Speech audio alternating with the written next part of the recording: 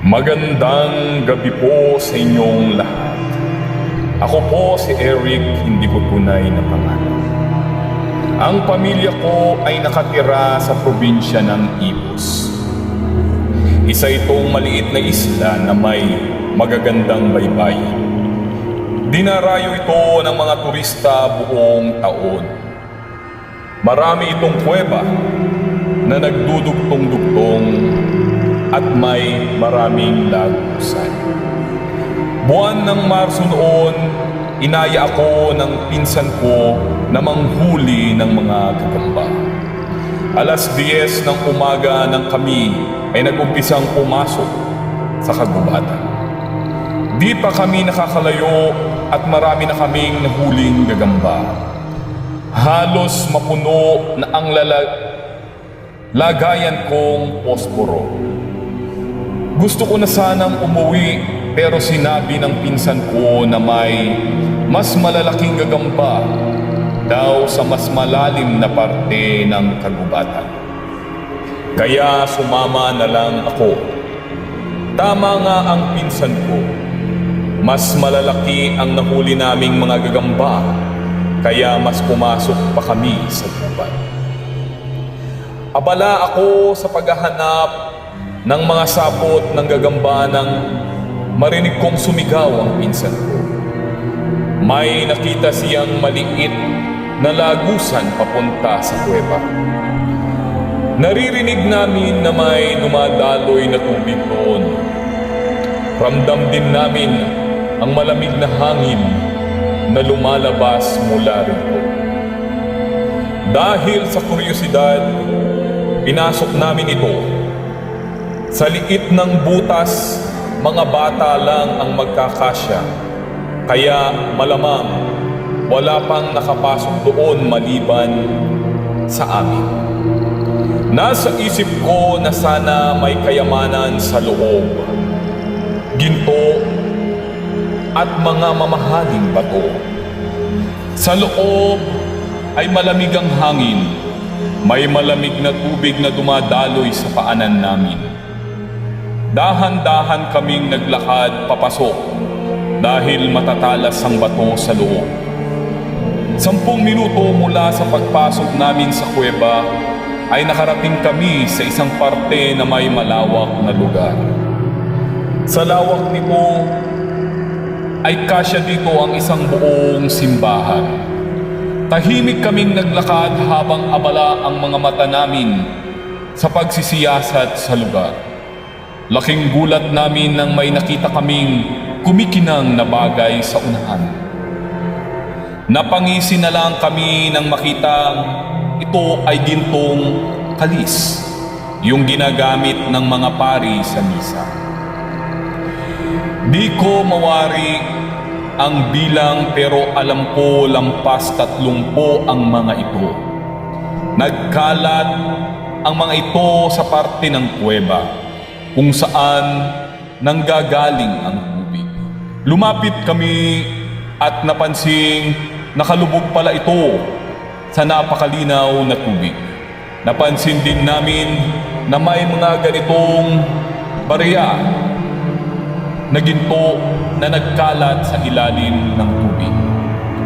Sir Nel, nagunahan kami sa pagkuha ng mga gintong kalis at barya. Pinulot ko ang mga barya at inilagay sa loob ng kalis. Hinubad ko ang damit ko at ginawang lalagyanan ng mga nakuha naming ginto. Sa sobrang dami, Sir Nel, nito ay hindi nagkasya sa aming lagayan. Kaya naisipan naming balikan na lang ang natirang ginto. Palabas na sana kami sa kuweba nang mapansing naming lumakas ang agos ng tubig. Ang dating malinaw na tubig ay nagkulay putik. Sir Nel, nagtakbuhan kami papunta sa lagusan nang narinig namin ang isang kahindik-hindik na hiyaw. Para itong tili ng babae, Sir Nel, na sinabayan ng ungol ng mabangis na hayop. Sa takot ko ay nanginig ang tuhod ko at muntik nang madapa. Napansin ko rin na yumanig ang lupa na para bang mabigat na bagay ang tumakbo papunta sa amin. Pinilit kong tumakbo pero nanlambot ang mga tuhod ko, Sir Nel. Hanggang sa ako'y napaupo na lang. Ang pinsan ko naman ay naiwan at nakita kong paakyat na ito papunta sa butas na pinagpasukan namin. Napaiyak na lang ako sa takot habang tinitingnan ang dinadaanan namin. Tinawag ko ang pinsan ko ngunit sa takot niya ay hindi na niya ako pinansin. Nagmamadali siyang makaakyat ngunit dahil sa basaang tsinelas ay nadulas siya at hindi naabot ang butas. Sir Nel, halos mahimatay ako nang may bumagsak sa aking likuran. Bago pa ako makalingon sa likod ay naamoy ko agad ang masangsang na baho ng nabubulok na karne. Hindi ako makagalaw nang nakita ko kung ano ang nasa likod ko.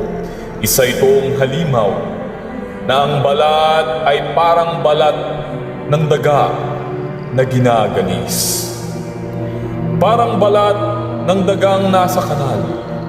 May malaki itong tenga na sa sobrang laki ay sumasayad ito sa lupa. Malapad din ito na nagmistula itong pakpak. Gumagapang ito na papalapit sa akin. Habang nakalabas ang mahaba nitong dila, pinilit kong makatayo ngunit ayaw nang sumunod ang paa ko.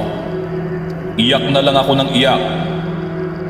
Ang pinsan ko naman ay hindi na rin nakagalaw dahil na rin sa takot. Sir Nel, walang tigil ako sa pag-iyak habang dinidilaan ako ng halimaw sa mukha. Nakakasulasok ang amoy ng laway nito. Parang pinaghalo-halong bulok na mga karne.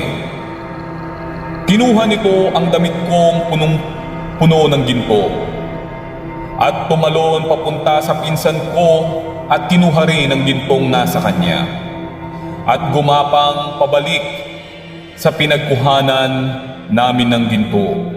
Ilang minuto pa ang lumipas bago kami nakagalaw muli. Nagmadali kaming umakyat ng butas at umiyak kaming tumakbong pauwi.